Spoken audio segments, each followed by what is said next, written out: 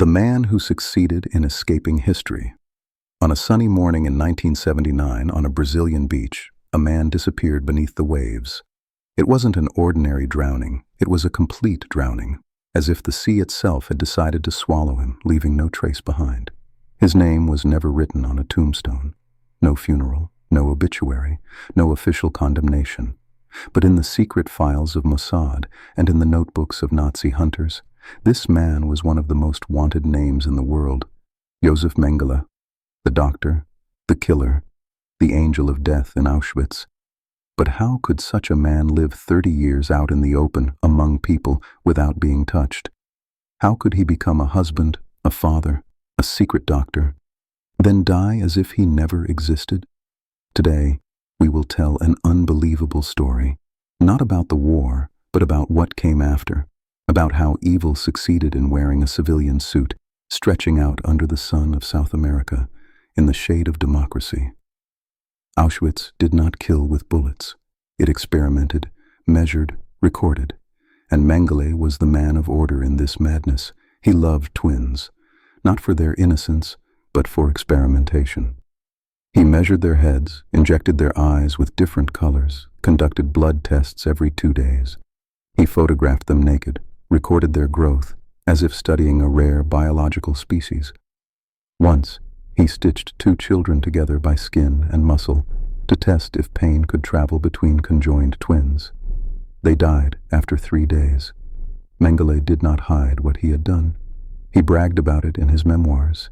He believed in biological purity, but in his heart there was no faith, only curiosity, a limitless curiosity, and he knew exactly what he was doing.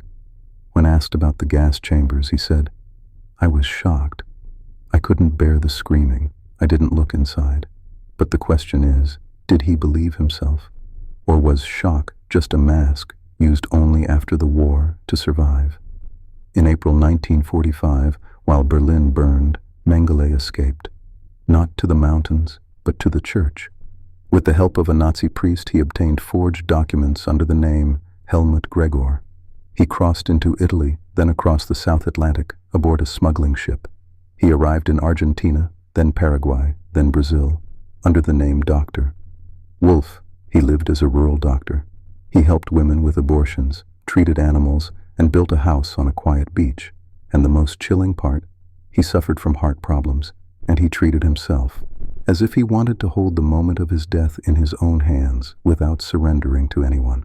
In 1954, he divorced his wife Irene, who had stood by him throughout the war but refused to flee with him. Then he married his sister's widow, Marta. He lived with her in isolation, watching the news, reading newspapers. But he never showed any remorse. In 1977, his son Rolf visited him. He asked, "Don't you feel any regret?" He replied, "I was doing my duty as an SS officer." He didn't say sorry. He didn't say I was wrong. He only said, duty. While Mengele hid, another man was planning, not to escape, but to survive through truth. Adolf Eichmann. Not a doctor, not a general, just a bureaucrat in the Ministry of the Interior, but a bureaucrat responsible for scheduling the trains that transported millions to the camps. At the Wannsee Conference in 1942, he presented the plan, the final solution to the Jewish question. He prepared the timetables and oversaw their execution. After the war, he fled to Argentina, lived under the name Ricardo Clement, working for a bus company. But in 1960, a Jewish survivor recognized him in the street. He was tracked and kidnapped by Mossad agents from in front of his home. In court, he claimed he wasn't anti-Semitic. He said, "I read The Jewish State by Herzl. I supported emigration to Palestine." He claimed he never read Mein Kampf and that he liked Jewish culture, but the documents were clear. Investigators found his memoirs, train schedules, extermination reports. In 1962, he was executed. Before his death, he said, "Greetings to Germany, to Argentina, to Austria. I die believing in God." He didn't mention the victims, and his ashes were scattered at sea so no grave would become a shrine. The third man was Albert Speer, Hitler's architect. He designed Germania, the 1,000-year capital. He dreamed of architecture that would revive the empire, but nothing was built, and what was built was on human ruins. At Nuremberg, he was convicted of crimes against humanity, but sentenced to only 20 years in prison. He served his sentence in Spandau, reading and writing his memoirs. He released them to the world under the title Inside the Third Reich. In them, he said, "I knew nothing about the Holocaust. I was focused on industry." But history asks, how can an architect not know what is being built in the factory of death? How can he not hear the screams of workers? How can he not see the corpses? After his release, he became a star. He gave TV interviews, wrote books, presented himself as a victim of the system. But after his death, documents emerged proving he knew everything. His memoirs were a grand lie, written in the ink of late guilt. 3 men, 3 paths. One escaped. One was caught. One denied. But the question that never dies, were they monsters? Or ordinary men who chose to become monsters? Mengele wasn't insane. Eichmann didn't see himself as evil. Speer never fired a bullet. Yet all of them took part in the machinery of extermination. Some with a knife, others with a pen, others with silence.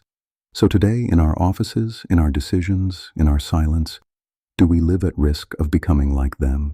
Is it enough to say, "I'm just following orders"? Is it enough to close our eyes and say, "I saw nothing"? Evil doesn't always come with a loud voice. It often comes in a whisper, in the name of order, in the name of duty, in the name of habit. If this story moved you, share it with those who care about history. Write in the comments. Do you believe evil can be ordinary? And can a good man commit a great crime simply because he is doing his job? And don't forget to subscribe to the channel. We tell a story from the past to remind that history is never complete without memory.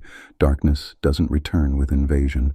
It comes quietly, without screams, without warning. Thank you for listening. See you in the next story.